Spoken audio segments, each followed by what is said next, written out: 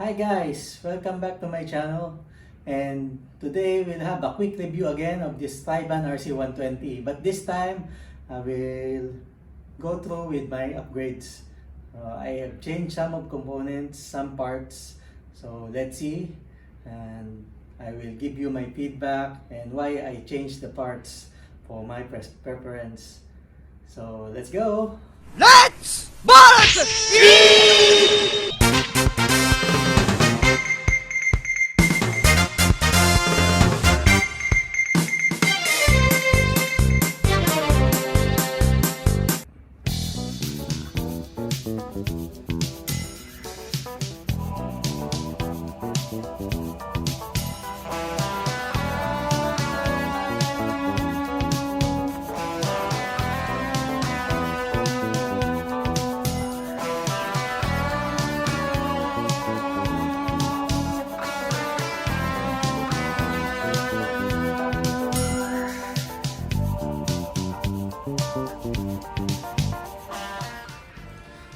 So here it is.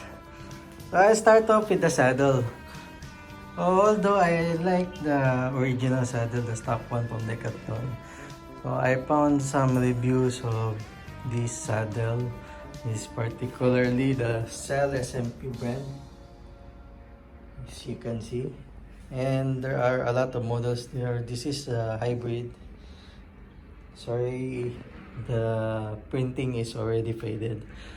But all of us have different preference on the saddle, but this one I think is good. It's very comfortable and it's very nice. I think it will last very long. Next thing, I have some lights. Of course, we need lights in our everyday rides. I have my cat eye drone, speedometer. Yeah. For my front light, I have the Bontrager Ion 200 RT. Yeah, this one is very good. It can last, I think, can go 16 hours. So for the group set, I still have for the shifters this micro shift. It's a double shifting. Can do double shifts. What I like about it is the shifter itself. Its design is will avoid the unintended shifting. So why I say so is, as you can see, this is the brake lever. This is for the going to the higher speed, then shifting up, shifting down. So there are two separate buttons. Unlike for the Shimano, although Shimano is good, but I like more is separate. Because in the Shimano, it's the whole lever you need to press. You have the button and the whole brake lever will move like on this way. But this one, you have them separate, so it helps to avoid the misshifting. For the pedals, I changed the pedals to a and this is a generic brand, but it's a seal bearing type, so it's quite smoother than the stock one. I'm not into the clipless pedals yet, so I'm using this one. Still the stock flow wheel ounce 5034 compact with chain ring, still stock. The chain is still stock. The cassette is still stock, 1134, and I still have the microchip RD and the microchip FD from derailleur. It's still working good, and as of now I don't feel any need for upgrade of my drivetrain. I'm pretty happy with it. It's responsive, it's working good, so for the meantime I'll stick with this. The only thing I really wanted to change is the brakes. So I tell you I changed the brakes now. I got a Shimano 105. It's a dual pivot brake rather than the stock single pivot. It's not braking well on the stock, but this one gives a better grip, better braking. better braking power.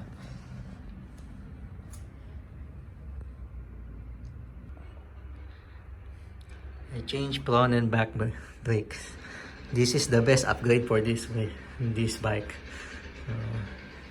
Overall, the RC120 is very good. The only downside is the brakes. That's the first thing you need to upgrade. Next thing I upgraded is the wheelset. I got to upgrade the wheelset. I changed to a Com 24 Alexrims. Still 700.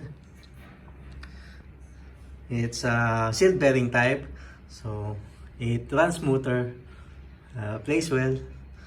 And I also changed the tires.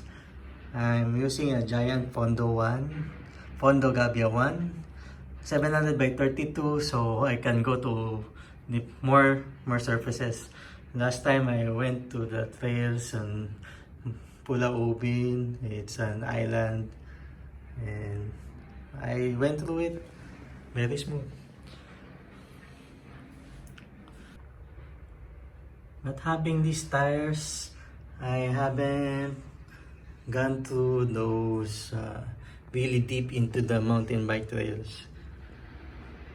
But most of the off-road trails can go.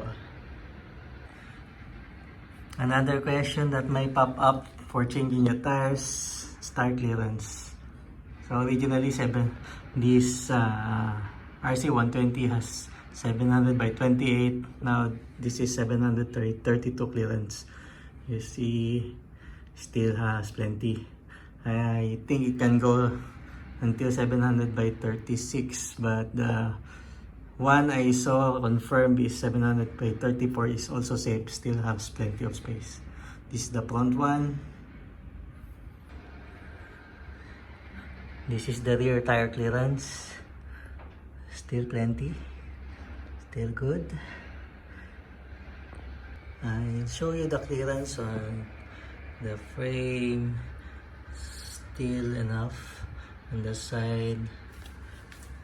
On this side also, you can see there's plenty more space. So no issue for changing to bigger tires.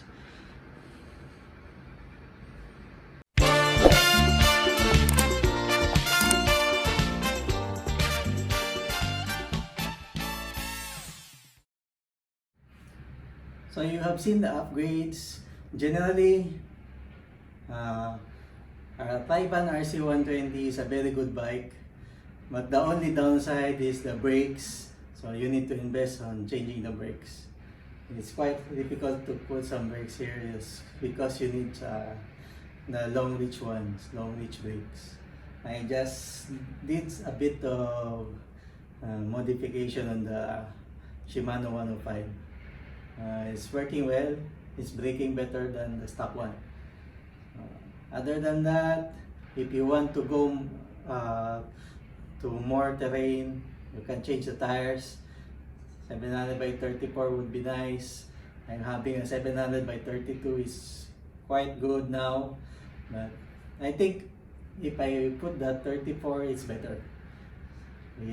I can suggest a Schwab G1 700 by 34. You can put it. For saddle, it's on your preference, but so far the Selle SMP is very good. It's very comfortable. For entry bike, for your first bike, the RC120 is good. I recommend it. This is my first road bike. Now I changed a few parts. I had another road bike, but in the end, I still prefer riding this one.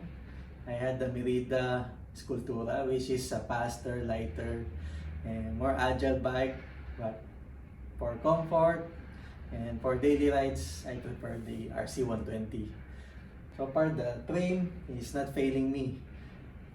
Geometry, the sturdiness, and how it handles is all nice. So, if you like my review, you can click the subscribe button, the notification bell to be updated for more rides. and more reviews of this bike, stay on my channel. You can look at my playlist and my other videos relating to this bike. I have other rides, especially on the off-road ride, off-road review, so you can view it. So this is Lex Taicho. I hope you like it. See you again. Ride safe and have a great time. Bye-bye. Let's balance!